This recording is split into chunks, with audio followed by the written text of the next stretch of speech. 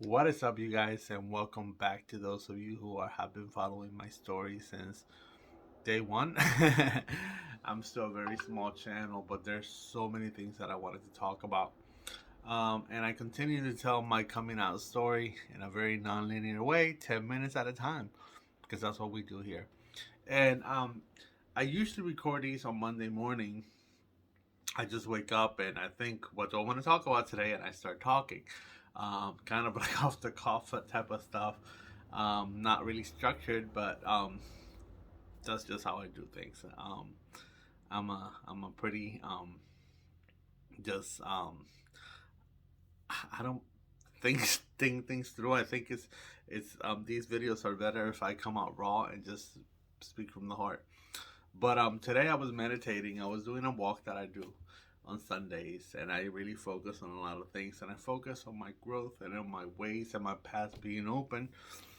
And I really got to thinking about the video that I wanted to record, and personal perspective and personal acceptance came into mind about our mental well-being and our mental health. And I just want to start by saying how unhealthy it is to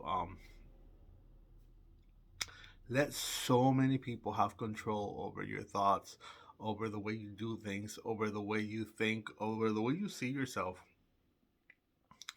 You are not here to fit the mold of anyone's expectations but your own. And this was extremely hard for me to accept. And it was extremely hard for me to get to this point in my life. Why? Because I always wanted to fit a mold. I always wanted to fit a standard. You know, I always wanted to please somebody. But in the process of doing that, I neglected myself. Whether it was, trying to be the man that my ex wanted me to be so she could be happy in the marriage, or be the perfect Christian so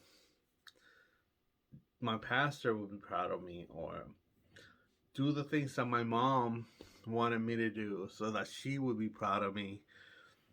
And I overexerted myself just trying to please anybody and neglecting the fact that Jose, the me, that's not who I was. I spent 30 some years of my life immersed into the standards of everything and everybody, bosses, religion, family members, you name it. I just wanted to fit in. And it took a lot of growth for me not to feel that way anymore. And I don't know if I talked about this book, but I really did read a book that completely changed my life. It wasn't even about being LGBT, but I like to share the knowledge. If you haven't read the book, The Subtle Art of Not Giving a Fuck, that's the name of the book, so I have to cuss. Go read the book. The book is amazing. Um, but it's about getting to a spot in your life where you just let things go and let things be, and you do things for you, and you welcome you, and you're happy with you.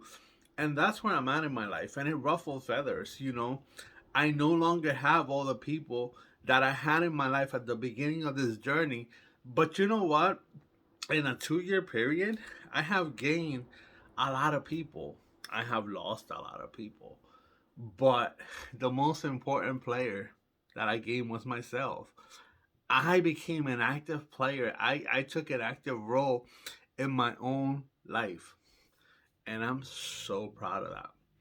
So, I mean, my advice for anybody who is LGBTQ, anybody who feels different and who's part of your chain of thought is like, I can't come out because if I came out, what would this person think, or what would that person think, or how would this make anybody feel? How are you feeling right now? Are you honestly happy just being in a closet because it's accommodating the views of others? I'm not here to force anybody out of a closet. I'm just saying living in secrecy is nowhere is no way to live. And I understand that there's people that have going through security reasons, and by no means am I forcing anybody out of a closet. But what I'm saying is think about yourself. Put yourself first. Make yourself a priority. Because when you neglect yourself, you fail miserably at helping others. And when I started taking care of myself, I noticed that I started losing people. That was traumatizing to me. That was shocking to me. And that hurt. But when I started gaining people and when I started making gains in my life based on who I was, that was the biggest flex ever. I am not here to tell my story in a way that's bashing others. And I especially am not gonna sit here and bash like my ex or anything like that. She was my she is my son's mother. And I respect her as that.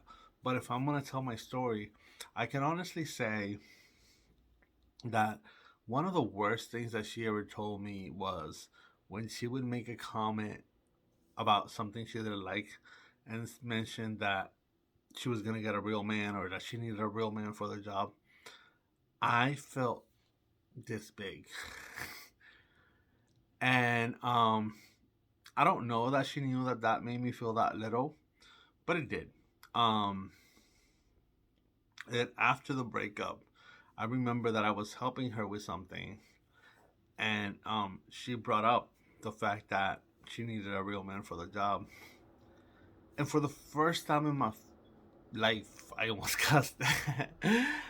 I wasn't faced by that because the criteria of being a man that I meet is a criteria that I set for myself.